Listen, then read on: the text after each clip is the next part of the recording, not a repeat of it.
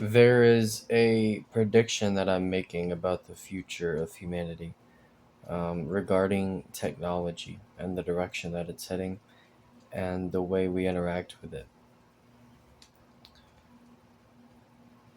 Right now, we're just getting to the point of bringing technology, you could say, to life, whatever definition you want to give that. Um, we are giving technology the ability to pretty much pretend to be human. We are bringing it into the real world. We are uh, we're giving it life. We're giving matter life, and at the same time, we are going into technology. We're putting our minds, our experiences into technology. Just like I'm making this video right now, it's another example of putting myself into technology. And there's new new technologies out there, like VR and stuff, where you could dive into virtual worlds.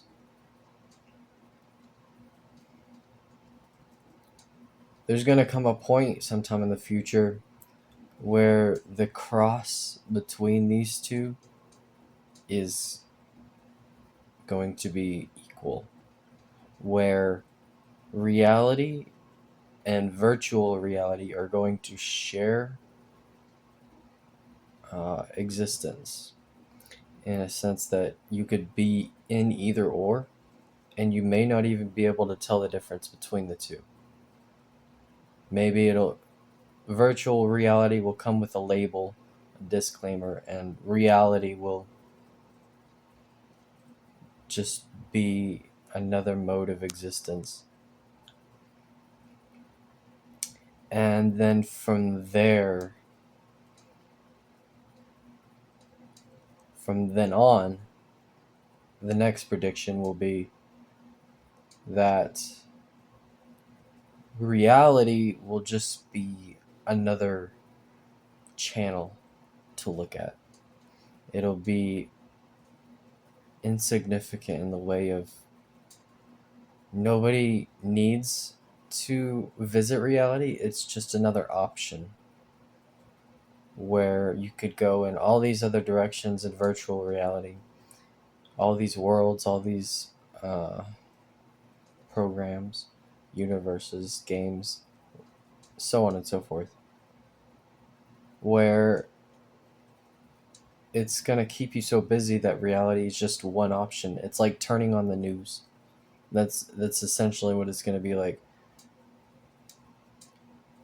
You and it's going to create a transition where people will be living reality from virtual reality. A really good example, actually, is that arc in Sword Art Online where that girl, she has a terminal illness. I forget what it was. It's like cancer or something, and so she was living inside of the machine, as a virtual version of herself, and she was able to communicate with the outside world through the virtual reality that she was dwelling within.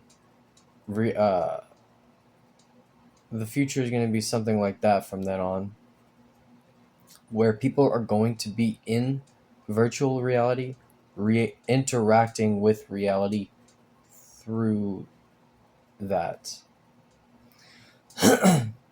Interestingly enough, this is essentially like putting a sock puppet on your hand and making it talk. Essentially, actually, there's another version of this already out with the Neo AI robot. Apparently, you can use virtual reality to control the robot. It's the same thing. So it's already like in the making. Like this, this isn't even that far fetched from what I'm trying to describe. It's just simply a matter of advancing the technology to the point where it's accessible, available, popularized, normalized. Everybody has it, everybody's interacting with it, and it's cheaper. Um, so, yep, this is the direction that we're going in, where we are, and this is what Tron is actually describing too, where we're trading places with AI, or with I guess with AI, with machines, where they're coming into our world and we are going into theirs. And if the path continues, it's going to be where we are in virtual reality interacting with reality. And like I said before, reality is going to feel like just another channel you can flick to see what's going on, like on the news or whatever. And then you flick back to your favorite video game or whatever. From there, it's going to feel like, I mean, really, I think the next step after that is a sort of pseudo immortality. Honestly, the Matrix isn't too far off in that regard, where you could just be asleep for your entire real life and live countless infinite lives in virtual reality. You can reincarnate, you can go to different realities, different fantasies, anything you want, anything, anywhere, anytime, as long as you like. It won't be real. It won't be, you know, especially if it's a fantasy that's projected in the future of reality. So like for example, if I did that right now and I was asleep, the realities that were projected for what the future would hold aren't even necessarily real. They may not come true. It's just a prediction. Like what I'm saying now. But what I'm saying is it's a simulation of a reality that hasn't come true yet. So it's not even necessarily true.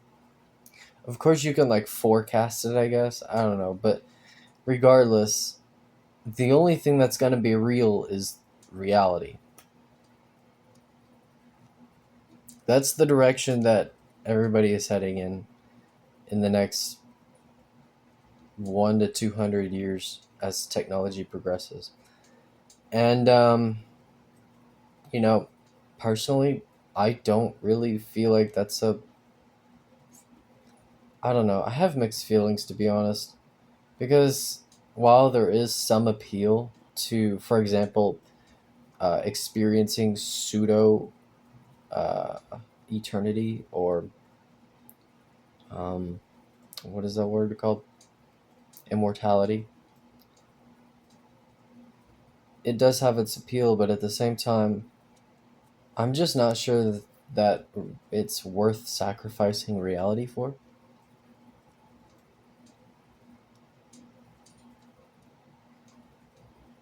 Everybody wants to escape death. Nobody even knows what happens when you die. You can like speculate and like imagine and create or follow religions and stuff, but it's just the way it is, that it's not really that well known.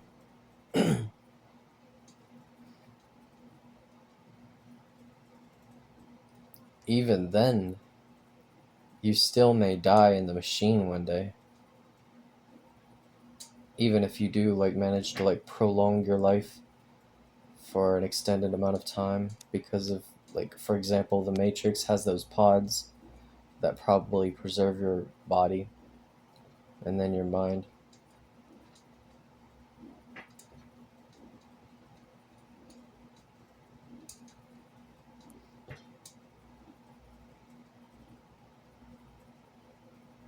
I don't know. I guess the Matrix paints a pretty depressing view on it.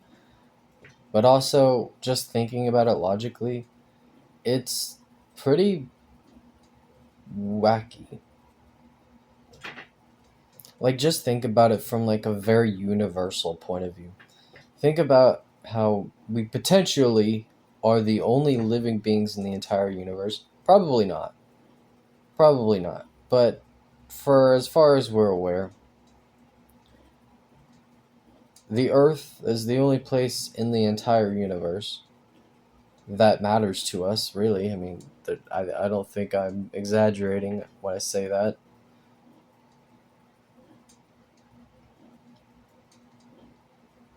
And in all of the universe,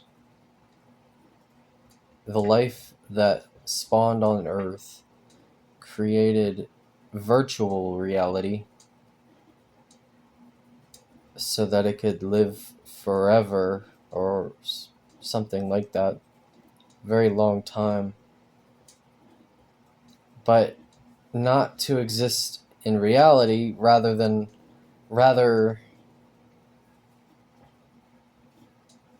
to just be asleep and play around in the machines. I don't know. um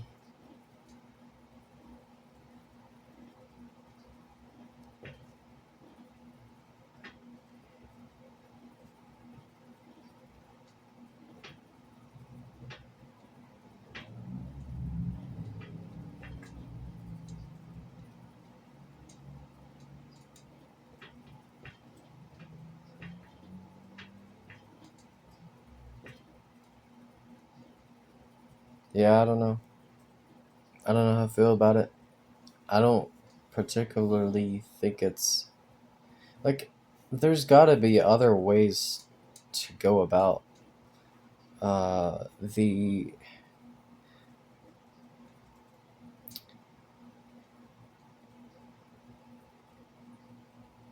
uh, the coexistence of humanity and technology.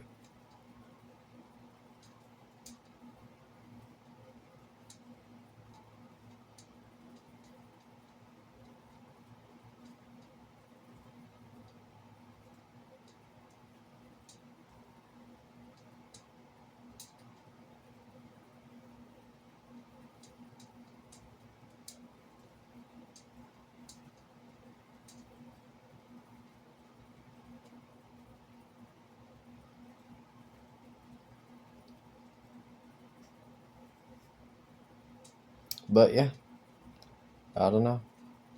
Maybe we romanticize it too much. Maybe it's too glorified. It's a lot of things, though, to be honest. Like, Sword Art Online romanticizes it. The Matrix dooms humanity. There's a lot of different takes to have on the integration of technology between and through reality.